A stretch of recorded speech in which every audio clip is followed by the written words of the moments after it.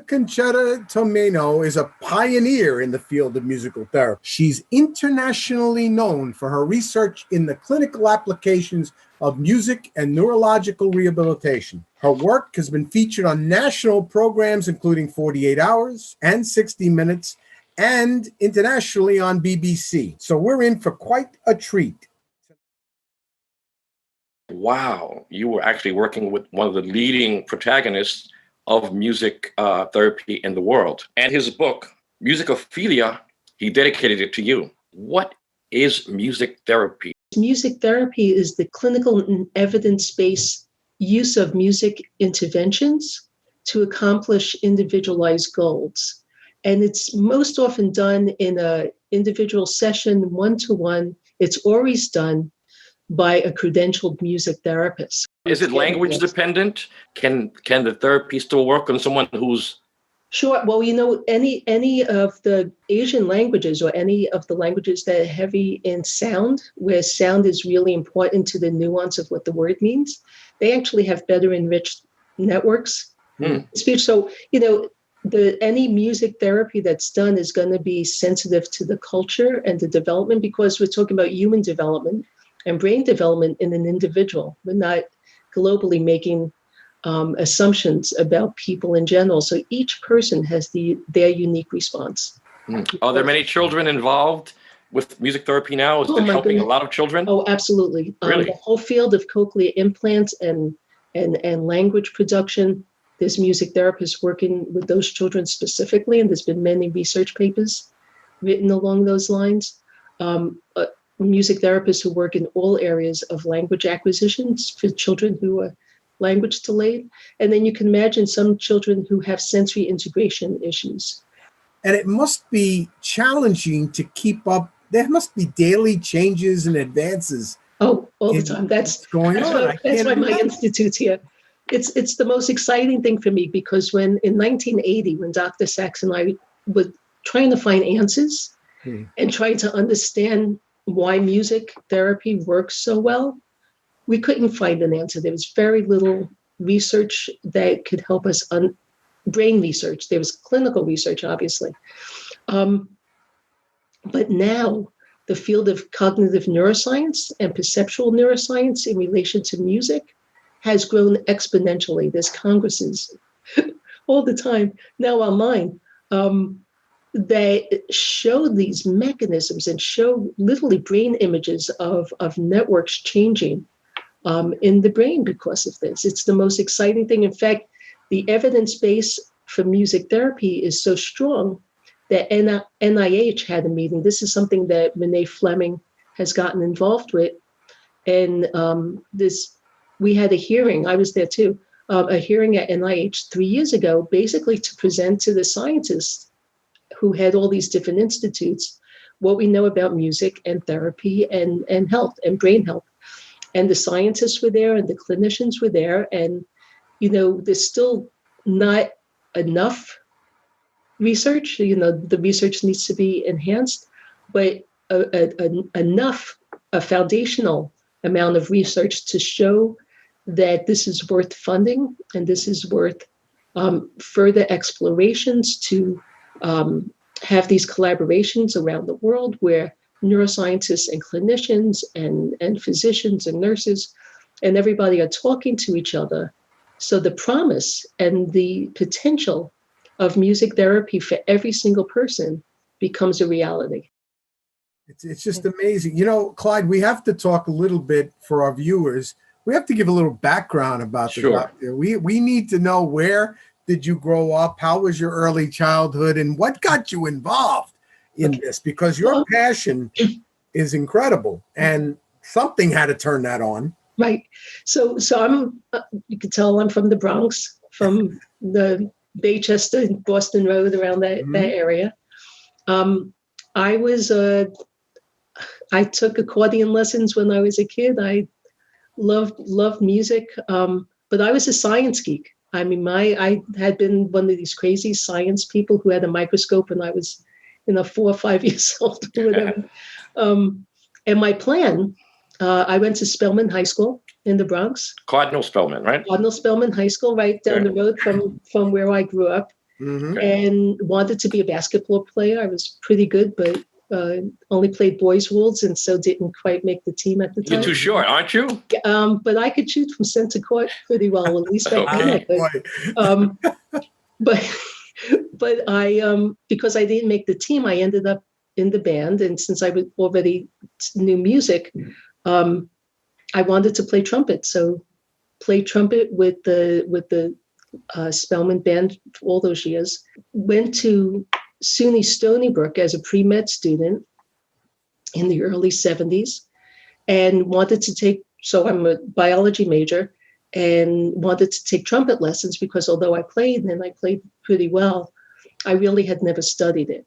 And so to get music lessons, I had to become a music major. So my sophomore year, and my science classes were so large that I just, I was starting to lose faith because I can't do a class with 400 people in the class. I'm a hands-on, person. I love to talk to people. I love to talk to professors and all of that. So by sophomore year, the end of sophomore year, I became a music major and realized I never studied classical music. I was being exposed to all this music that was just fascinating, and I just had to immerse myself in it to appreciate it. So here I am, really wanting to work in a healthcare profession, getting disillusioned by some of the, what it took to become a doctor, but finding that I really want to be part of music too, not wanting to be a performer per se, but just wanting to figure out something. So also, I too found a magazine my junior year of college where there was an article about music therapy. And I thought, my goodness, can I do that? Is there such a thing? Now, the field in the United States only started in the 1950s as an organized profession. So this is like early 70s. And the only schools for music therapy were in the Midwest. Well, I was already a junior. I was on scholarship. My parents didn't want me to do anything with music. I never told them that I was double majoring. And then by junior year, I switched. And my father wouldn't let me go back to college. And I was the first girl in my family to go to college. And he thought I had to do something reasonable with my life, But my mother said, oh, let her finish, what harm can come to it, let her get a degree. So what happened was the band director at Stony Brook, or the wind ensemble director, was also the director of a band at NYU. NYU had just started a master's degree in music therapy in 1971. And he said, by this time, I'm the solo cornet player. I'm like, really, this top musician. He goes, come to NYU. He goes, you could do your master's there. Forget about, having to go to the Midwest. And you could play in the Wind Symphony and whatever. So my last year of school, in order to catch up, I took every psychology course I could take. I took statistics. By that time, I had already taken, biochemistry and chemistry and all kinds of science courses. So I didn't need any more of that. And then during my time at NYU, I had a placement at a nursing home where there were people with end stages of dementia. Now, in my training at NYU, it was mostly related to psychotherapy, which is really important in music therapy, and the nuances of human behavior and interaction. But in my internship, I'm working with people with end stages of dementia. This is, in the 70s, people with dementia weren't just put in the chair and engaged in activities. If you had end stages of dementia, you were put on a unit. You were fed through your nose. It was so agonizing that these poor people were screaming and yelling, and their hands were tied to wheelchairs. And the nurses actually told me, what are you playing music for these people for? They're not going to, they have no brains. They're not going to be able to respond. There's nothing there. We just feed and water them, is what I was told, right? And then I started singing. I figured, okay, these people were 90 years old in 1970. So they were in New York before the 1900s. So songs like Sidewalks of New York was written, right, in their lifetime. Down in front of Casey's old brown wooden stool, summer's evening, we formed a merry group. So I start singing, just very casually start singing a song, and people became quiet. And the people who were really agitated calmed down, and people who looked like they were totally out of it and catatonic opened their eyes. And half of them started singing the words to the song. So now my science brain kicks in and says, how is this possible? Music is vibration in the air, right? How does a brain that's so damaged understand what these vibrations are? And not only understand it, but understand that it's a song and a song that they know. And they recalled the words. So there was nothing. I was trying to tell the doctors and nurses that these are people, that these people have something in there that we can reach through music. And they said, oh, don't waste your time. It's ridiculous. So you were meeting with a lot of resistance at this point. Oh, yeah, absolutely. And then I come to Beth Abraham in 1980, and Dr. Sachs had already had the Awakenings experience, where he saw rhythm animate his patients. So here's this neurologist who nobody knows, who's sort of a weird asocial type guy, but absolutely brilliant, absolutely dedicated to his patients. And here I am, this newbie in music therapy with all these ideas about science. And so the two of us got together. I swear he used to live on City Island, and he invited me to his house, and we just go through books, every book that he had. What's going on? How can we understand it? And it's because of my background in science and the good fortune of being at Beth Abraham during those early years, we kept pushing the question: can the brain change? Back in 1979, 1980, people said no. And the scientists said they couldn't study it because the mechanisms, they were only studying like cellular memory and animal, how they excite the temporal lobe in a chinchilla or something like that. It didn't go into human behavior and function. So Oliver and I kept at it, and thank goodness Oliver became very well known and his writing became respected. And of course, Musicophilia and other things became bestsellers. We have another movie that was made about one of our patients called The Music Never Stopped. There was you. Hello? Mr. and Mrs. Sawyer, when was the last time you saw Gabriel? Several years ago. Nearly 20. This brain image shows us a tumor. Gabriel's long-term memory stops at a certain point. Like it's not even him. I'm Diane Daly. I'm a music therapist. I was hoping to talk to you about my son. We may be able to use music as a tool to reawaken parts of his memory. First time I heard this song, it spoke to me. All the craziness, all the possibilities. These musicians connect him to a time and a place. That was released. It's on Netflix. And another movie, a film that's called Alive Inside. That's about the whole music and memory program. Music connects people with who they have been, who they are, and their lives. Because what happens when you get old is all the things you're familiar with and your identity are all just being peeled away.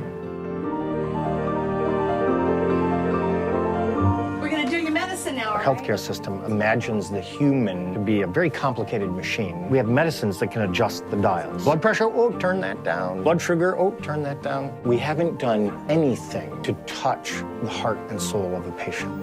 One resident that barely opened her eyes, she didn't respond. Knew her for 2 years. Once we put the iPod on her, she started shaking her feet. She started moving her head. It was amazing. Music has more ability to activate more parts of the brain than any other stimulus. Who am I? Huh? Who am I? I'm your daughter. By exciting or awakening those pathways, we have a gateway to stimulate and reach somebody who otherwise is unreachable.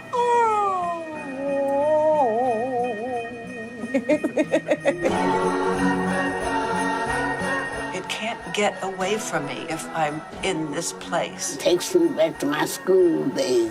Oh, God, that's beautiful. Does it make you happy to sing for us? Yeah. I'm crying.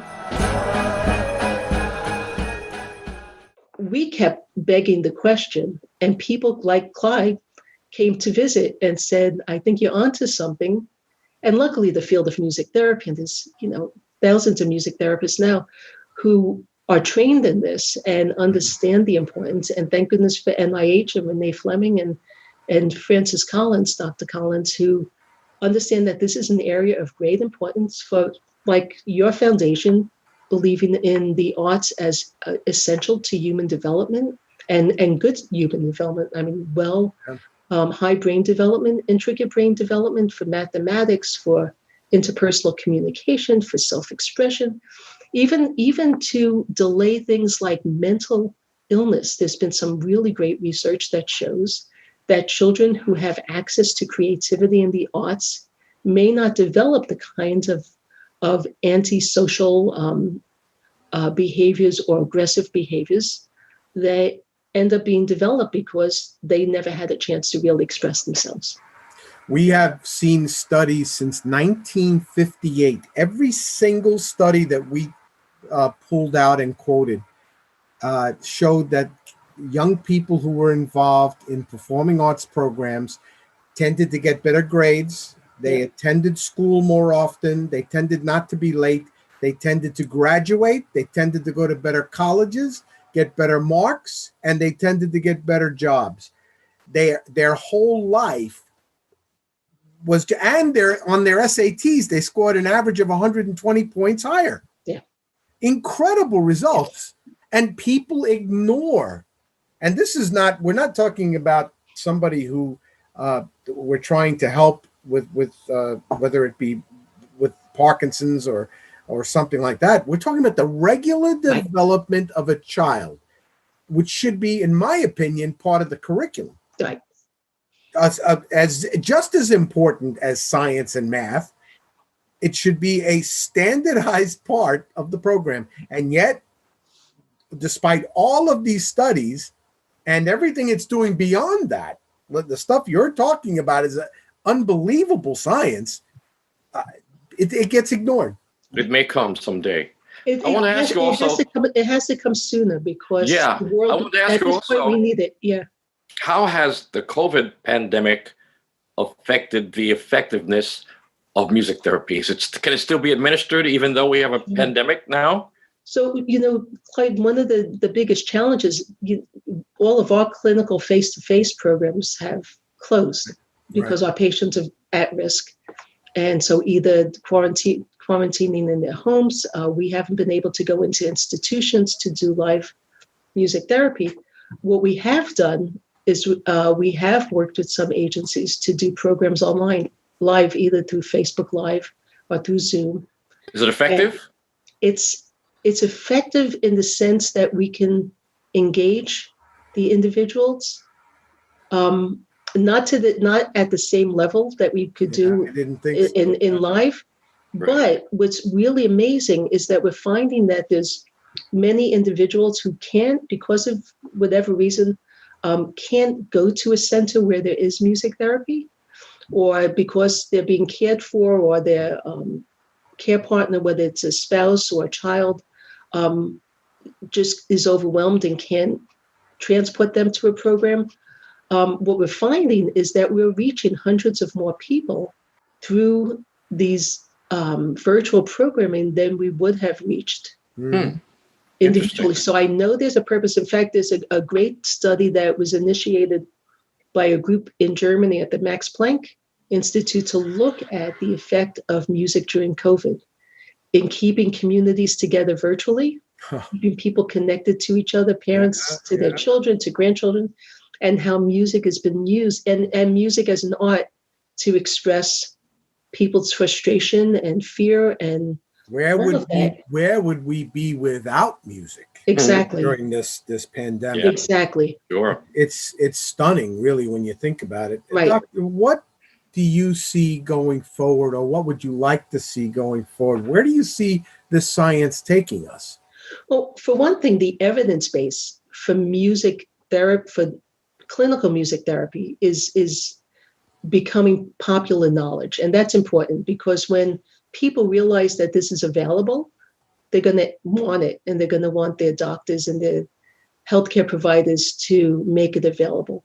The way you spoke about it, and even though the research has been around since the 50s or even before, the fact that music and music expression and music education is essential for human development, and that's pretty well established in the research. How to advocate for that, how to make sure they in the future every single child has access to, very, very to music. Yes. The hope is they and what's happening, what's challenging is there's very well-meaning people who are great musicians who think that just playing music for people is therapy, and sometimes that gets confused. Just like playing in the ensemble as a child gets confused with just the art of doing that. Mm-hmm.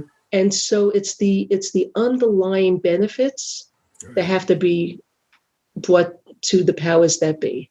It's not just the art. It's not just listening to music. It's not just the experience, but it's the intricacies of how music affects all of our physiological and neurologic function, to the point that we can enhance function and help repair function when it's been damaged.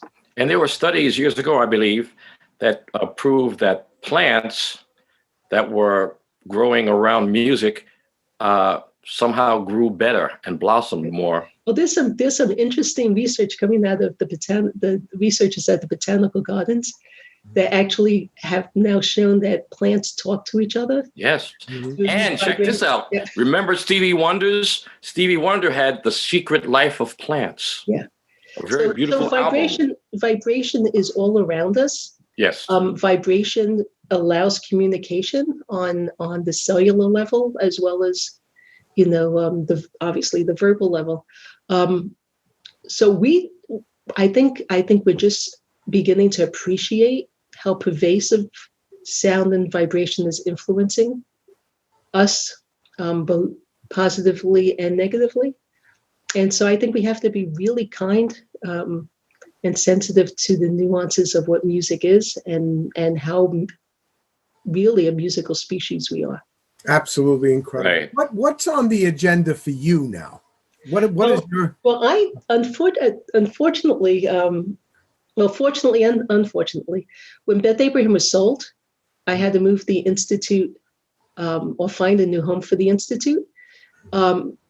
So, for a while there, I had to find a place that would allow the Institute to move. So luckily I found a wonderful place in Mount Vernon called the Wartburg Senior Healthcare.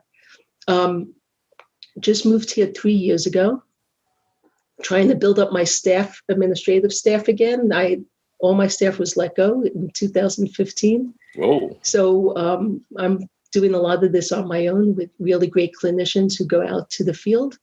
And so right now I'm putting together best practices for music therapy in senior care, working collaboratively with some really great scientists on things called, gamma frequencies, low frequency sound, in helping enhance cognition in people with early dementia, working with some really great tech companies. I'm a consultant on an app called Spirit Tune, which is provides music to help you optimize your work day and your relaxation. And it's all based on the neuroscience of music and perception. So a lot of interesting, I think my work going forward is going to be in expanding education and training virtually, so people around the world can really learn the techniques I've developed and some of the background science. That definitely fundraising. We're celebrating our 25th anniversary. We're supposed to do a big event this year. That's not happening. We're doing 2 concerts. Moby's going to do a concert for us sometime in November. That'll be online, very inexpensive. And another artist is going to do one in December, and that's going to be our fundraising. So a lot of my time is really doing things like this, spreading the word, advocating, teaching, training, enlightening the disbelievers, making sure that people know the science and the efficacy of music therapy so people can benefit from it. I sure hope you'll keep us advised of all of the events that you're going to have, and we'll spread the news to everyone. Oh, that'd be great. It really is fascinating talking to you about this, especially from where we come from. You know, we're not experts, but we certainly have a strong feeling toward this because we've been advocating for it for years, Clyde and I, with our foundation. And we sure hope you enjoyed visiting with us tonight. We sure would like to bring you back and hear some more.